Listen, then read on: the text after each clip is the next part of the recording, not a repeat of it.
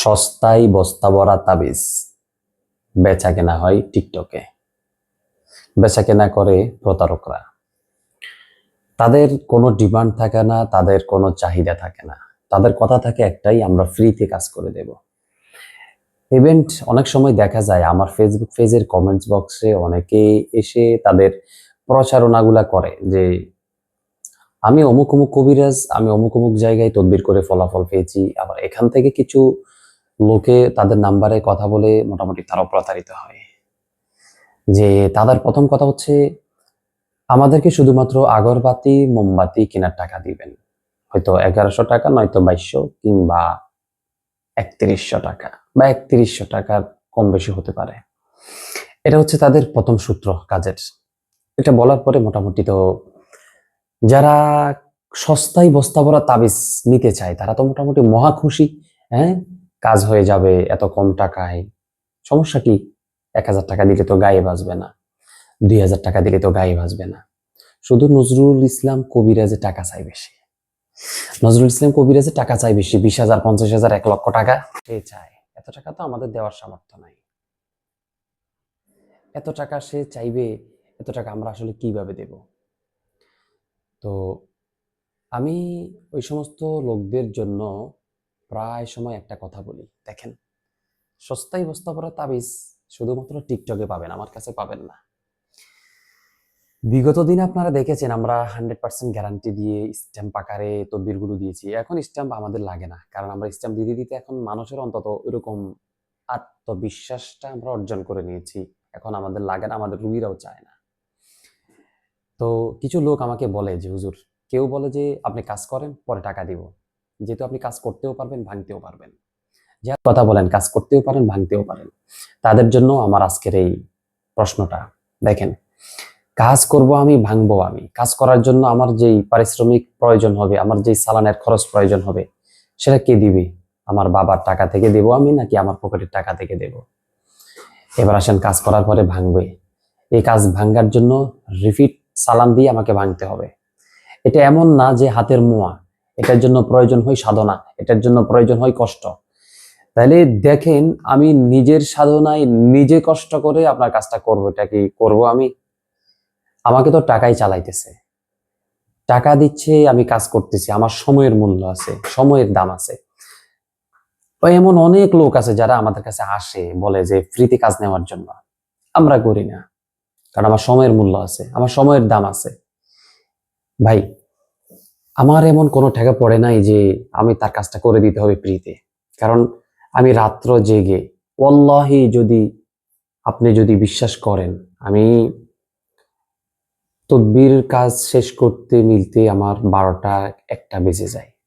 এরপর একটু ঘুমাই, ফজরের সময় উঠে সেই আবার মেসেজ রিপ্লাই দেখা, রুগীদের কথা শোনা, রুগীদের সাথে কথা বলা, চলতে চলতে আবার সেই রাত্রে 12:30 1টা পর্যন্ত। ভাই, আমিও তো মানুষ, আমার এই সময়ের দামটুকু দেবে না? তো যাই হোক, তো এই জন্য আমরা আর রুগীদের কাছ থেকে যে টাকাগুলো নিয়ে আমরা একসাথে টাকা নিই, যার যে অ্যামাউন্ট আসে। তবে আমরা ওই ধরনের কোনো টাকা পয়সা নেই না যে একবার টাকা নেওয়ার পরে দ্বিতীয়বার টাকা নেওয়া বা চাওয়া। আমাদের ওই ধরনের কোনো কন্ডিশন নাই। আমরা যেই টাকা যার কাছ থেকে নিচ্ছি একবারেই নিচ্ছি, এবং আমাদের ভিউজ পরিমাণ টাকা নিই আমরা। কারো 20,000, কারো 15,000, কারো 30,000, কারো 50,000 টাকাও আছে। কারণ আমরা সম্পূর্ণ কাজ কন্টাক্টেই করি, গ্যারান্টি আছে বিধায় কন্টাক্টে কাজগুলো করছি আমরা। তো অনেকে বলে, ইদানিং একজনে বলেছে যে হুজুর, তদবিরের এত চাহিদা কেন? এটার মধ্যে এমন কি আছে? আমি তো দেখি 2,000 টাকায়ও করা যায়, 5,000 টাকায়ও করা যায়। আবার অনেকে ইয়ারকি ভাবে বলে, মস্করা করে যে হুজুর, আমি তো দেখছি 2,000 টাকায়ও করা যায়, 5,000 টাকায়ও করা যায়। তা আমিও বলি যে আপনি 2,000 টাকায় না, আপনি ফ্রিতেও করতে পারবেন। টিকটকে চলে যান, ইনস্টাগ্রামে চলে যান, আপনি সেখানে পাবেন। একেবারে অ্যাভেলেবেল আছে, আপনি করতে পারবেন, সমস্যা নেই। তো প্রতারকদের একটা ফাঁদ থাকে যে আপনাকে ফাঁদে ফেলার জন্য সর্বপ্রথম 1100 টাকা বা ইত্যাদি ইত্যাদি টাকা নিবে, নেওয়ার পরে বলবে যে আপনার সর্বপ্রথম আপনার কাজে বাধা আসছে, কাজ হবে না, কাজ রিপিট করতে হবে, আপনি আবার টাকা দেন। প্রথম ওদের কথা হচ্ছে যে আপনার কাজটা মোটামুটি হয়ে যাচ্ছে, আমাদের সামান্য কিছু জিনিস কিনতে হবে, টাকাটা দিয়ে দিলে হবে। ব্যাস, তারাও বলে যে 1,000 টাকা যেহেতু দিছি, আর 3,000 টাকা চাইছে বা 5,000 টাকা চাইছে, দিয়ে দিই।